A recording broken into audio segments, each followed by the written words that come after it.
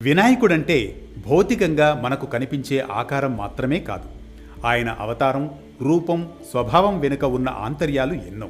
ఆ వినాయకుని అవతారాలు, ఆరాధన, ఆధ్యాత్మిక రహస్యాలు తెలియజేసేదే పురాణం ప్రకారం వినాయకుడు 8 అవతారాలను ధరించాడు. వాటిలో వక్రతుండు, ఏకదంతుడి అవతారం గురించిన ఆంతర్యాలను ఇప్పుడు తెలుసుకుందాం. పూర్వం ఇంద్రుడు చేసిన ఒక పొరపాటు వల్ల మాత్సర్యాసురుడు అనే రాక్షసుడు ఉద్భవిస్తాడు. అతని ధాటికి ముల్లోకాలు అల్లాడిపోతాయి.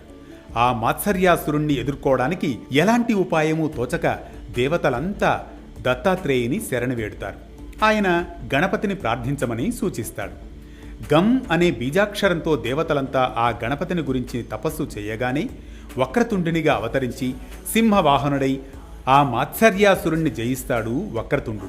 వక్రతుండం అనేది ఓంకారానికి ప్రతీకగా, మాత్సర్యాసురుడు మనలోని మత్సరానికి అంటే ఈర్ష్యకు ప్రతీకగా చెప్పుకోవచ్చు. ఈ లోకం నాది, ఈ లోకంలో అందరికంటే నాదే పైచేయి కావాలి అనుకున్న రోజున ఈర్ష్యాసూయలు జనిస్తాయి. కానీ సృష్టి లీలా విలాసంలో ఈ జగత్తు ఒక నాటకం మాత్రమే అని గ్రహించిన రోజున మనసులో ఎలాంటి ఈర్ష్య ఉండదు.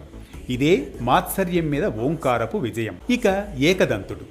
చవనుడనే ఋషి మదాసురుడనే రాక్షసుని సృష్టిస్తాడు.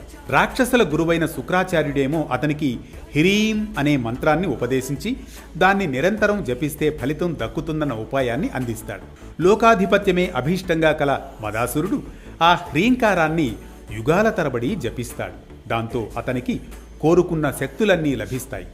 అతని ఆగడాలకు, చేష్టలకు దేవతలంతా భీతిల్లిపోతారు. సనత్కుమారుని సూచన మేరకు వారంతా గణేశుని కోసం ప్రార్థిస్తారు.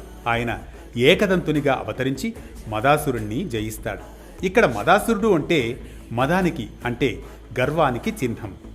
ఏకదంతుడు ఈ సృష్టి యావత్తూ ఒకటే అన్న అద్వైతానికి చిహ్నం.